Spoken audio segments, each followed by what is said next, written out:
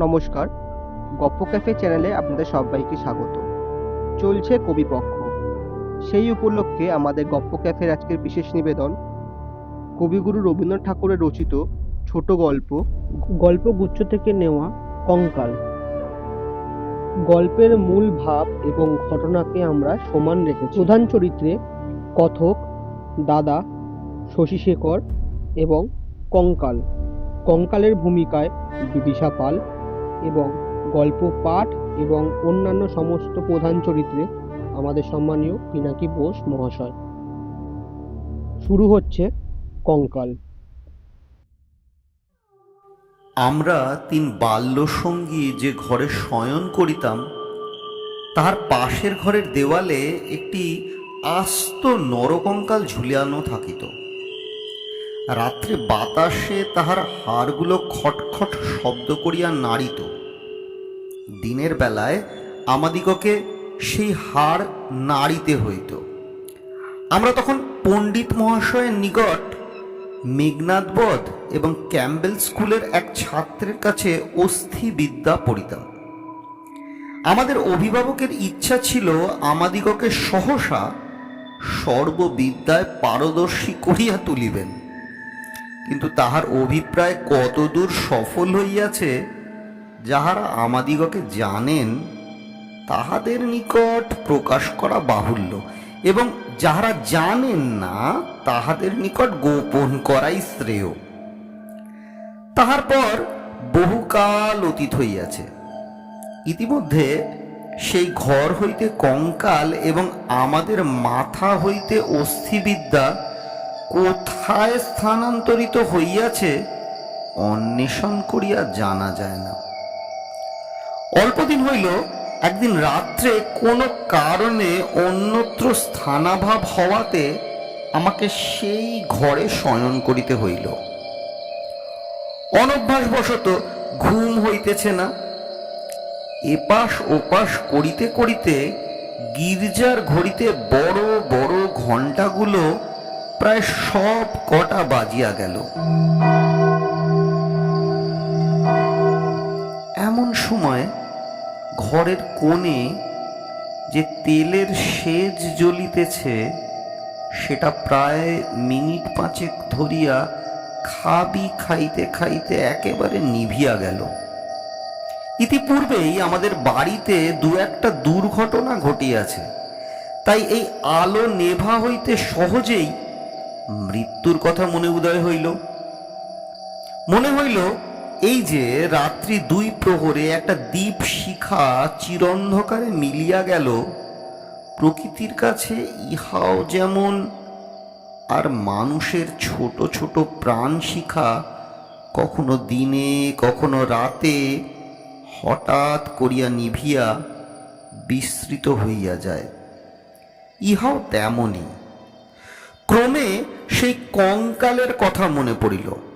তাহার জীবিত কালের বিষয় কল্পনা করিতে করিতে সহসা মনে হইল একটা চেতন পদার্থ অন্ধকারে ঘরের দেওয়াল হাতড়াইয়া আমার মশারির চারিদিকে ঘুরিয়া ঘুরিয়া বেড়াইতেছে। তাহার ঘন ঘন নিঃশ্বাসের শব্দ শোনা যাইতেছে। সে যে কি খুঁজিতেছে পাইতেছে না, এবং দ্রুততর বেগে ঘরময় প্রদক্ষিণ করিতেছে। নিশ্চয় বুঝিতে পারিলাম সমস্তই আমার নিদ্রাহীন উষ্ণ মস্তিষ্কের কল্পনা, এবং আমারই মাথার মধ্যে বো বো করিয়া যে রক্ত ছুটিতেছে তাহারই দ্রুত পদশব্দের মতো শুনাইতেছে। কিন্তু তবু গা ছমছম করিতে লাগিল। জোর করিয়া এই অকারণ ভয় ভাঙিবার জন্য বলিয়া উঠিলাম, কেউ? পদশব্দ আমার মশারির কাছে আসিয়া থামিয়া গেল, এবং একটা উত্তর শুনিতে পাইলাম, আমি। আমার কঙ্কালটা কোথায় গেছে তাই খুঁজিতে আসিয়াছি। আমি ভাবিলাম নিজের কাল্পনিক সৃষ্টির কাছে ভয় দেখানো কিছু নয়, পাশবালিশটা সবলে আঁকড়াইয়া ধরিয়া চিরপরিচিতের মতো অতি সহজ সুরে বলিলাম, এই দুপুর রাত্রে বেশ কাজটি বাহির করিয়াছ, তা সে কঙ্কালে এখন আর তোমার আবশ্যক? অন্ধকারে মশারির নিকট হইতে উত্তর আসিল, বলো কি? আমার বুকের হাড় যে তাহারই মধ্যে ছিল, আমার 26 বৎসরের যৌবন যে তাহার চারিদিকে বিকশিত হইয়াছিল, তা একবার দেখিতে ইচ্ছা করে না? আমি তৎক্ষণাৎ বলিলাম, হ্যাঁ, কথাটা সঙ্গত বটে, তা তুমি সন্ধান করবে যাও, আমি একটু ঘুমাইবার চেষ্টা করি। সে বলিল, তুমি একলা আছো বুঝি? তবে একটু বসি, একটু গল্প করা যাক। 35টা বৎসর পূর্বে আমিও মানুষের কাছে বসিয়া মানুষের সঙ্গে গল্প করিতাম। এই 35টা বৎসর শুধু আমি কেবল শ্মশানের বাতাসে বহু শব্দ করিয়ে বেরিয়েছি। আজ তোমার কাছে বসিয়া আরও একবার মানুষের মতো করিয়া গল্প করি। অনুভব করিলাম আমার মশারির কাছে কে বসিল। নিরুপায় দেখিয়া আমি বেশ একটু উৎসাহের সহিত বলিলাম, সেই ভালো, যাহাতে মন বেশ প্রফুল্ল হইয়া ওঠে, এমন একটা কিছু গল্প বলো। সে বলিল, সবচেয়ে মজার কথা যদি শুনিতে চাও তো আমার জীবনের কথা বলি। গির্জার ঘড়িতে ঢং ঢং করিয়া 2টো বাজিল। শোনো তাহলে। যখন মানুষ ছিলাম এবং ছোট ছিলাম, তখন এক ব্যক্তিকে জমের মতো ভয় করিতাম। তিনি হলেন আমার স্বামী। মাছকে বড়শিতে দিয়া ধরিলে তাহার যেমন মনে হয়, আমারও সেই রূপ মনে হইত। অর্থাৎ কোনো এক সম্পূর্ণ অপরিচিত জীব যেন বড়শিতে গাঁথিয়া আমাকে আমার স্নিগ্ধ গভীর জন্ম জলাশয় হইতে টান মারিয়া ছিনিয়া লইয়া যাইতেছে। কিছুতে তাহার হাত হইতে পরিত্রাণ নাই। বিবাহের 2 মাস পরেই আমার স্বামীর মৃত্যু হইল এবং আমার আত্মীয় স্বজনেরা আমার হইয়া অনেক বিলাপ পরিতাপ করিলেন। আমার শ্বশুর অনেকগুলো লক্ষণ মিলিয়া দেখিয়া শাশুড়িকে কহিলেন, শাস্ত্রে যাহাকে বলে বিষকন্যা, এই মেয়েটি তাই। সে কথা আমার স্পষ্ট মনে আছে। শুনিতেছ কেমন লাগিয়াতেছে? আমি বললাম, বেশ, গল্পের আরম্ভটি বেশ মজার। তবে শোনো। আনন্দে বাপের বাড়ি ফিরিয়া আসিলাম। ক্রমে বয়স বাড়িতে লাগিল। লোকে আমার কাছে লুকাইতে চেষ্টা করিত, কিন্তু আমি নিজে বেশ জানিতাম আমার মতো রূপসী এমন যেখানে সেখানে পাওয়া যায় না। তোমার কি মনে হয়? খুব সম্ভব, কিন্তু আমি তো তোমাকে কখনো দেখি নাই। দেখো নাই? কেন? আমি সেই কঙ্কাল। হি হি হি হি। আমি ঠাট্টা করিতেছি। তোমার কাছে কি করিয়া প্রমাণ করিব যে সেই 2টো শূন্য চক্ষু কোঠরের মধ্যে বড় বড় টানা 2টো কালো চোখ ছিল এবং রাঙা ঠোঁটের ওপর যে মৃদু হাসিটুকু মাখানো ছিল, এখনকার অনাবৃত দন্তস্বার বিকট হাস্যের সঙ্গে তার কোনো তুলনা হয় না। এক সেই কয়েকখানা দীর্ঘ শুষ্ক অস্থিখণ্ডের ওপর এত লালিত্য, এত লাবণ্য, যৌবনের এত কঠিন কোমল মৃদুল পরিপূর্ণতার প্রতিদিন প্রতিস্ফুটিত হইয়া উঠিতেছিল, তোমাকে তাহা বলিতে গেলে হাসিও পায় এবং রাগও ধরে। আমার সেই শরীর হইতে যে অস্থিবিদ্যা শেখা যাইতে পারে, তাহা তখনকার বড় বড় ডাক্তারেরাও বিশ্বাস করিত না। আমি জানি একজন ডাক্তার তাহার কোনো বিশেষ বন্ধুর কাছে আমাকে কনক চাপা বলিয়েছিলেন। তাহার অর্থ এই, পৃথিবীর আর সকল মনুষ্যই অস্থিবিদ্যা এবং শরীরতত্ত্বের দৃষ্টান্ত ছিল। কেবল আমি সৌন্দর্যরূপী ফুলের মতো ছিলাম। কনক চাপার মধ্যে কি এক কঙ্কাল আছে?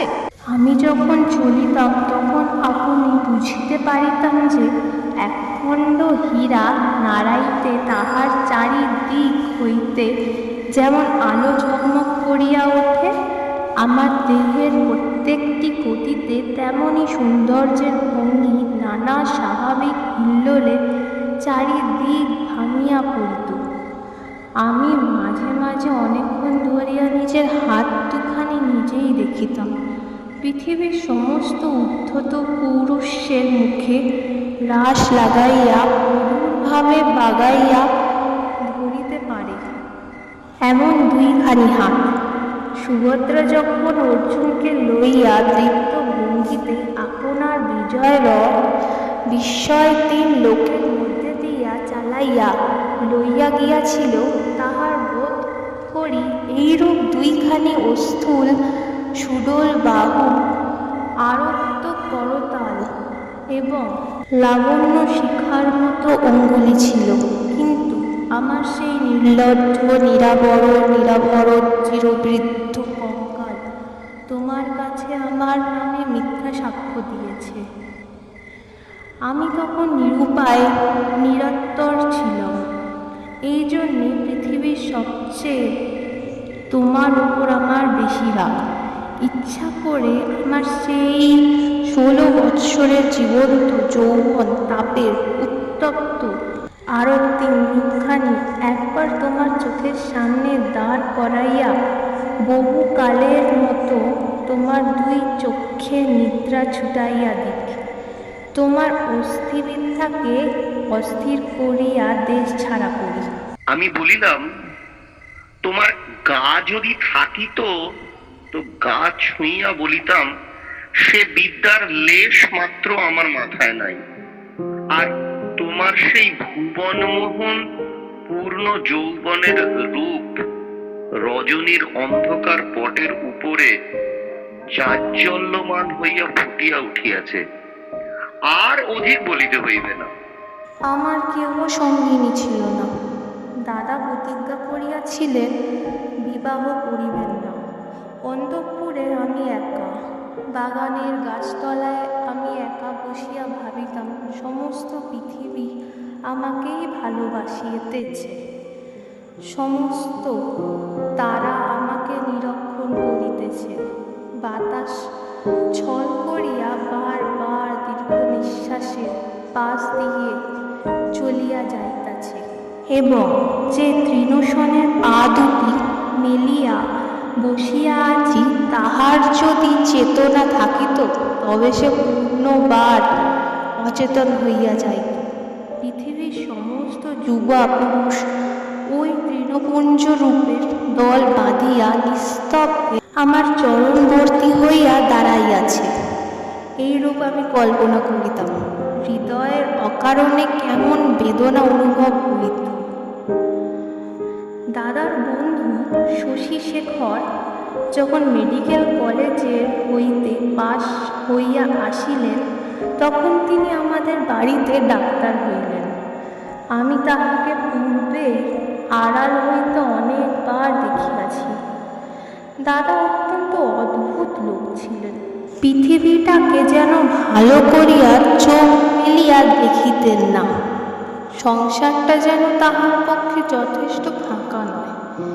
এই জন্যে সরিয়া সরিয়া একেবারে প্রান্তে গিয়া আশ্রয় লইয়াছেন। তাহার বন্ধুর মধ্যে এক শশীশেখর। এই জন্যে বাহিরের যুবকদের মধ্যে আমি এই শশীশেখরকেই সর্বদাই দেখিতাম, এবং যখন আমি সন্ধ্যাকালে পুষ্পতরতালের সামগ্রী আসন গ্রহণ করিতাম, তখন পৃথিবীর সমস্ত পুরুষ জাতি শশীশেখরের মূর্তি ধরিয়া আমার চরণাগত হতো। শুনিতেছ কি মনে হইতেছে? আমি স্বনিঃশ্বাসে বলিলাম, মনে হইতেছে শশীশেখর হইয়া জন্মিলে বেশ হইত। আগে সবটা শোনো। একদিন বাদলার দিনে আমার জ্বর হইয়াছে। ডাক্তার দেখিতে আসিয়াছেন। সেই প্রথম দেখা। আমি জানলার দিকে মুখ করিয়াছিলাম। সন্ধ্যার লাল আভাটা পড়িয়া রুগ্ন মুখের বিবর্ণতা যাহাতে দূর হয়। ডাক্তার যখন ঘরে ঢুকিয়া আমার মুখের দিকে একবার চাহিলেন, তখন আমি মনে মনে ডাক্তারের হইয়া কল্পনায় নিজের মুখের দিকে চাহিলাম। সেই সন্ধ্যালোকের কোমল বালিশের ওপর একটি ঈষৎ ক্লিষ্ট কুসুম পেল অসংযমিত চূর্ণকুন্তল ললাটের ওপর আসিয়া পড়িয়াছে এবং লজ্জায় অনামিত বড় বড় চোখের পল্লব কপালের ওপর ছায়া বিস্তার করিয়াছে। ডাক্তার নম্র মৃদুস্বরে দাদাকে বলিলেন, একবার হাতখানি দেখিতে হইবে। আমি গাত্রবরণের ভিতর হইতে ক্লান্ত সুবল হাতখানি বাহির করিয়া দিলাম। একবার হাতের দিকে চাহিয়া দেখিলাম, যদি নীলবর্ণের কাঁচের চুড়ি পরিতে পারিতাম তাহলে আরো বেশ মানাইত। রুগীর হাত লইয়া নাড়ি দেখিতে ডাক্তারের এমন ইতস্তত ইতিপূর্বে কখনো দেখি নাই। অত্যন্ত অসংলগ্নভাবে কম্পিত অঙ্গুলিটিতে নাড়ি দেখিলেন। তিনি আমার জ্বরের উত্তাপ বুঝিলেন। আমিও তাহার অন্তরের নাড়ি কিরূপ চলিতেছে কতটা আভাস পাইলাম। কি বিশ্বাস হইতেছে না? আমি বলিলাম, অবিশ্বাসের কোনো কারণ দেখিতেছি না। মানুষের নাড়ি সকল অবস্থায় সমান চলে না। কালক্রমে আরো ২-৪ বার রোগ ও আরোগ্য হইবার পরে দেখিলাম, আমার সেই সন্ধ্যাকালের মানুষ সভায় পৃথিবীর কোটি কোটি পুরুষ সংখ্যা অত্যন্ত হ্রাস হইয়া ক্রমে একটিতে আসিয়া ঠেকিল। আমার পৃথিবী প্রায় জনশূন্য হইয়া আসিল। জগতে কেবল একটি ডাক্তার এবং একটি রোগী অবশিষ্ট রহিল। আমি গোপনে সন্ধ্যাবেলায় একটি বাসন্তী রঙের কাপড় পরিতাম। ভালো করিয়া খোপা বাঁধিয়া মাথায় একগাছি বেল ফুলের মালা জড়াইতাম। একটি আয়না হাতে লইয়া বাগানে গিয়ে বসিতাম। কেন? আপনাকে দেখিয়া কি আর পরিতৃপ্ত হয় না? বাস্তবে কি হয় না? কেননা আমি তো আপনাকে দেখিতাম না। আমি তখন একলা বসিয়া দুজন হইতাম। আমি তখন ডাক্তার হইয়া আপনাকে দেখিতাম, মুগ্ধ হইতাম এবং ভালোবাসিতাম এবং আদর করিতাম। অথচ প্রাণের ভেতরে একটা দীর্ঘ নিঃশ্বাস সন্ধ্যার বাতাসের মতো হু হু করিয়া উঠিত। সেই হইতে আমি আর একলা ছিলাম না। যখন চলিতাম নতনেত্রে চাহিয়া দেখিতাম পায়ের অঙ্গুলিগুলি পৃথিবীর ওপর কেমন করিয়া পড়িতেছে এবং ভাবিতাম এই পদক্ষেপ আমাদের নতুন পরীক্ষোত্তীর্ণ ডাক্তারের কেমন লাগে। মধ্যাহ্নে জানালার বাহিরে ঝাঁ ঝাঁ করিত। কোথাও সারা শব্দ নাই। মাঝে মাঝে এক একটা চিল অতি দূর আকাশে শব্দ করিয়া উড়িয়া যাইত এবং আমাদের উদ্যান প্রাচীরের বাহিরে খেলনাওয়ালা সুর করিয়া চাই, খেলনা চাই, চুড়ি চাই করিয়া ডাকিয়া যাইত। আমি একখানি ধপধপে চাদর পরিয়া নিজের হাতে বিছানায় করিয়া শয়ন করিতাম। একখানি অনাবৃত বাহু কোমল বিছানার ওপরে যেন অনাদরে মেলিয়া দিয়া ভাবিতাম, এই হাতখানি এমনি ভঙ্গিতে কে যেন দেখিতে পাইল, কে যেন দুখানি হাত দিয়া তুলিয়া লইল, কে যেন ইহার আরত্ব করতালের ওপর একটি চুম্বন রাখিয়া দিয়া আবার ধীরে ধীরে ফিরিয়া যাইতেছে। মনে করে এইখানে গল্পটা যদি শেষ হয় তাহা হইলে কেমন হয়? আমি বলিলাম, মন্দ হয় না, একটু অসম্পূর্ণ থাকে বটে, কিন্তু সেটুকু আপন মনে পূরণ করিয়া লইতে বাকি রাতটুকু বেশ কাটিয়া যায়। কিন্তু তাহা হইলে গল্পটা যে বড় গভীর হইয়া পড়ে। ইহার উপহাসটুকু থাকবে কোথায়? ইহার ভিতরকার কঙ্কালটা তাহার সমস্ত দাঁতকটি মেলিয়া দেখা দেয় কই? তারপর শোনো। একটুখানি পসার হইতে আমাদের বাড়ির একতলায় ডাক্তার তাহার ডাক্তারখানা খুলিলেন।